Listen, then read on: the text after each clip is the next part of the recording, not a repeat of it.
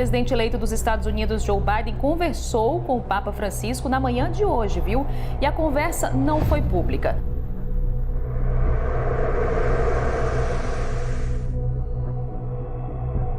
Biden citou o Papa João Paulo II, invocou com frequência suas raízes católicas irlandesas e prometeu restaurar a alma dos Estados Unidos.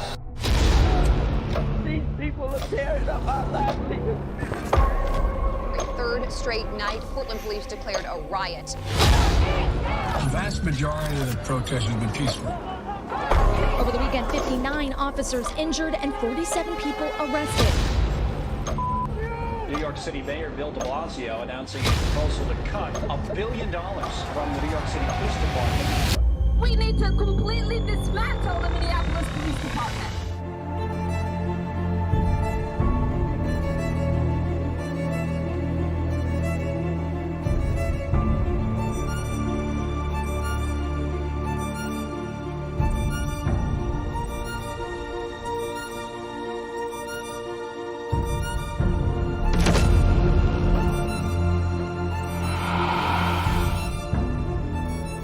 But in the flurry of media hype, one notice didn't get as much play. It was the congratulatory statement from the nation's bishops' conference. You know, the ones who collectively plotted to cover up the rape of thousands of altar boys and deny them justice. The ones who were just fine staying silent as Biden paraded around his basement on social media, passing himself off as a Catholic, despite his loving embrace of child slaughter and sodomy. Let's draw the connection, shall we? The media is Luciferian because they engage in the work of the devil, which in a word is deceit. We're living in one of the most perilous times in human history. The first century BC poet Virgil stated, "Blessed is he who understands the hidden causes of things." And if you understand the causes of things, you will not only understand, but as well anticipate what will be happening around you in the coming months. Because in order to transform our culture, our economy, to transform our political structures, to transform our religions, our societies, against the realized democratic will of the people, you must go through several steps in transformation. A psychological transformation, a physical and philosophical transformation, a cultural and political transformation, and a spiritual transformation as well. And in fact, gaining an entirely new ecumenical metaphysic.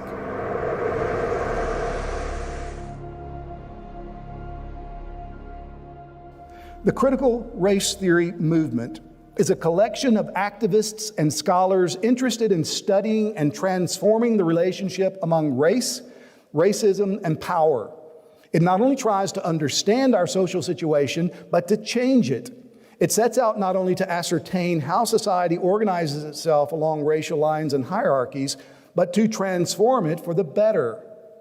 This is, they go on to say, the analytical lens that CRT uses in examining existing power structures. And you hear the language automatically again takes us back to Marx and Marxian concepts.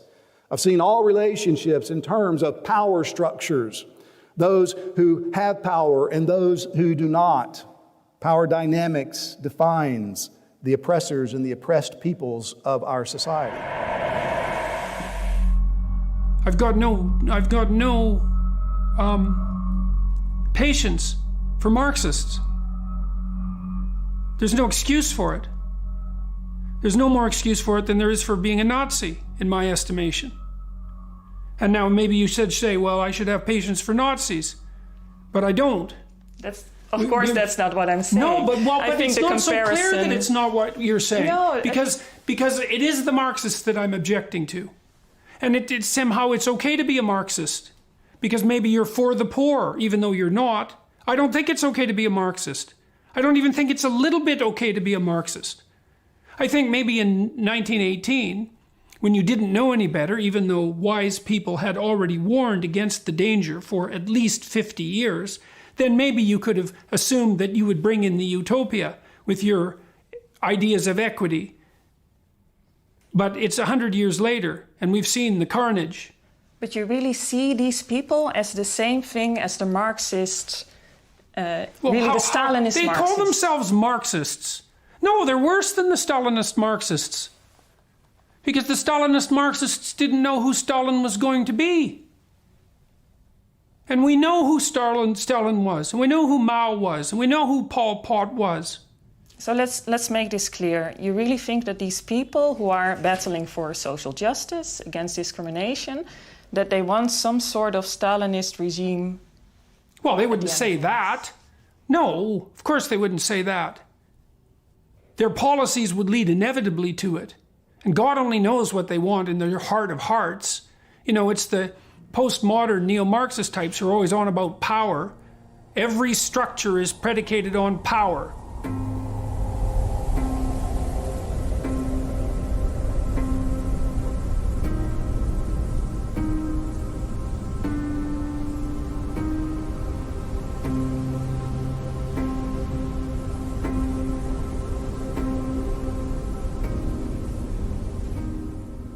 He who defines the problem gets to define the solution.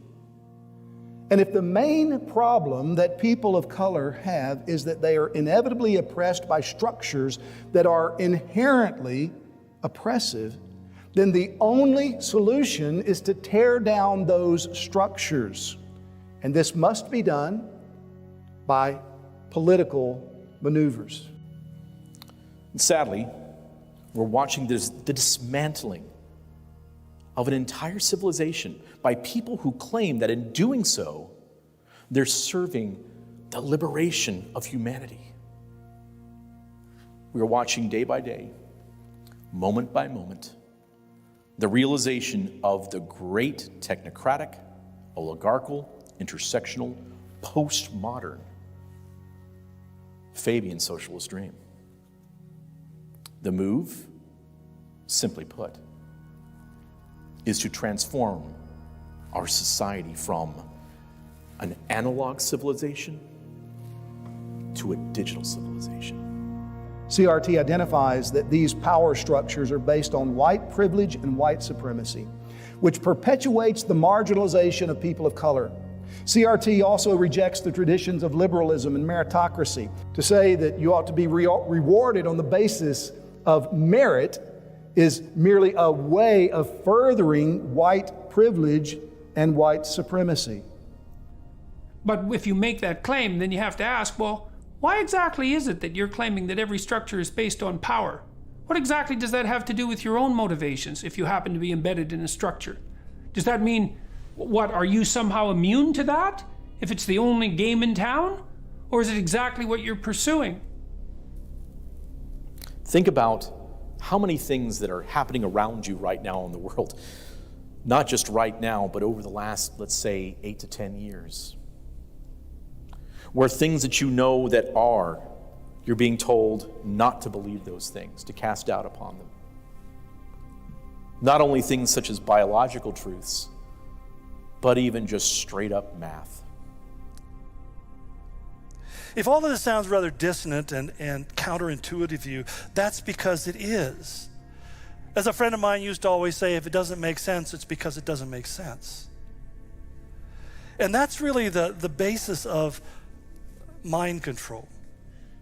It's getting you to begin to believe the unbelievable, to accept the unacceptable, and to begin to act as if what is unbelievable and unacceptable is actually normal. And if you don't embrace those things, then you're the one who is abnormal. Now, after so much progress over the last 50 years, human beings are accusing other human beings of collective guilt based upon their skin color. I don't like people who play group identity politics. They're promoting tribalism. Tribal societies are extraordinarily dangerous. And I think they're doing it primarily because of resentment. I certainly don't trust the Marxism, and why would I? I mean, how is it You tell me after 150 million deaths, how it's okay to be a Marxist. But that's not what I'm getting at. What I'm getting at is the type of language you're using to qualify your opponents. It seems polarizing as well. It depends on the opponents. I don't like Marxists. It isn't that I don't like them. There's no excuse for it. You call me polarizing if I objected to Nazis? Yes or no? If I objected to Nazis, am I polarizing or not? But you see these people who want the gender-neutral pronouns. That's basically their main point. You see them... That's their claimed main point. But you think they're actually more dangerous than this? It isn't that I think they're more dangerous than this. I know they're more dangerous than this. If these ideologies are left unchecked, they will result not only in growing hatred between people of different colors and ethnicities, but it will also result in the overthrow of this nation from within by forces that are at war with the very principles of righteousness on which this nation was founded. Because this is socialism. And when I say that socialism is diametric to Christianity, what I'm telling you is that socialism says the government is God. The government will tell you what you can do and what you can do and when you can do it and how far you can do it and how long you can do it. That is basically replacing the freedom of choice with the governance of men, and the men who get into those positions rarely, if ever, want to give them up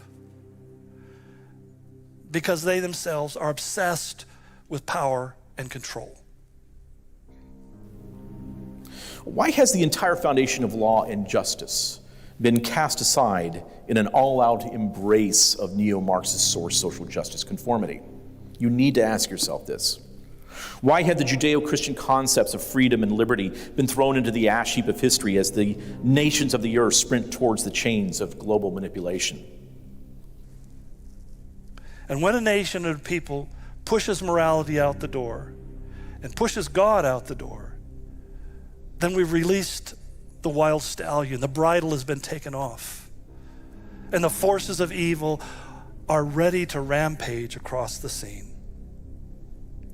And that's what we've seen. Readily, these bridles and barriers and pillars have been overtaken for the last 60 years. Rather than following the biblical injunction of train a child in the way he should go, we've allowed our children to pretty much grow up unsupervised. We leaned upon Mr. Rogers and the Muppets and these other shows, not realizing that even within their very programs, they were feeding the seeds of Marxist socialism. So that today, I was watching cartoons with my kids, my grandkids, and I was shocked by the politics that were being promoted, even in these children's programs. And the same is true of intersectionality, which is a way of identifying people that grew out of CRT studies, and in many ways is more insidious and corrosive in its impact on social relationships and society at large. Like CRT, intersectionality views the world through the lens of power dynamics, with a person's social position best understood in terms of power and privilege, or in terms of discrimination and disadvantage. So, for example, by current measurements, a black man is more oppressed than a white man, but a black woman is more oppressed than a black man. But a black lesbian woman is more oppressed than a black heterosexual woman. A black transgendered lesbian woman is more oppressed than a black lesbian woman. And on and on and on it goes. Okay, how many identities do you have, do you think? Let's say 10. Okay, you're an oppressor on at least 2 of them. You're white. Yeah, and middle class. Okay, good, 2. So, when the revolution comes, you can have your 8 dimensions of victimization and your 2 dimensions of oppression. And you can bloody well be sure that you'll be punished for the oppression and not rewarded for the victimization. And that is what happened in the Russian Revolution. And it's an inevitable consequence of those sorts of policies. because you can fragment people's identities to the point where you find where they're the oppressor. And as soon as they're the oppressor, even for one reason, then they're the enemy. And if you happen to be the sort of person who enjoys collecting enemies, let's say, and there's plenty of people like that, then one reason that you're the enemy is more than sufficient. But nevertheless, win or lose, dark days are ahead of us. We cannot assume that the enemies of our freedom and our religion are going to go away, and they are our enemies. When Antifa burnt Bibles and the flag in the streets of Portland, they were sending a message. So those who promote the use of critical race theory and intersectionality are standing against what the Word of God teaches about the nature of humanity, the nature of sin, the nature of righteousness, and the nature of grace. These ideologies are incompatible with the authority and sufficiency of God's Word, and therefore they're incompatible with the faith, the Christianity which the Bible reveals. They have ideas and principles embedded within them that are not only antithetical to the way of Christ, but are also committed to the deconstruction of the Christian faith, because they believe that very faith to be part of the oppressive power system that systemically and unjustly oppresses marginalized people.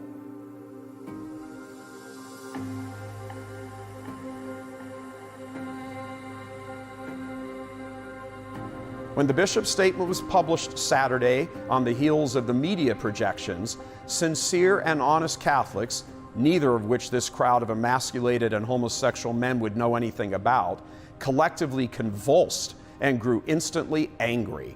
Angry at the lies, the cheating, the deception, the injustice, the continued cooperation with evil that these men portray. Never once have they lifted a finger in the cause of justice for the unborn.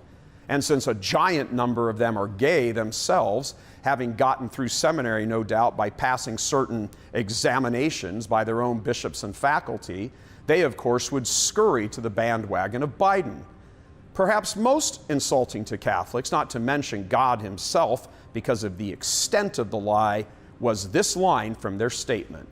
Quote, "We congratulate Mr. Biden and acknowledge that he joins the late President John F. Kennedy as the second United States president to profess the Catholic faith." Closed quote. In precisely what universe do these devils think Biden professes the Catholic faith? If Biden professes the Catholic faith, then the same could be said of Hitler, who was likewise a baptized Catholic, and like Biden, at baptism is just about where any pretense to Catholicism stopped. Whatever number of human lives Hitler had on his hands when he died, it would have paled compared to what Uncle Joe will have on his hands when he at last dies. The bishops, more than any politicians, have not just the blood of countless millions of innocent children on their hands, but most frighteningly, the damnation of tens, perhaps hundreds of millions of souls.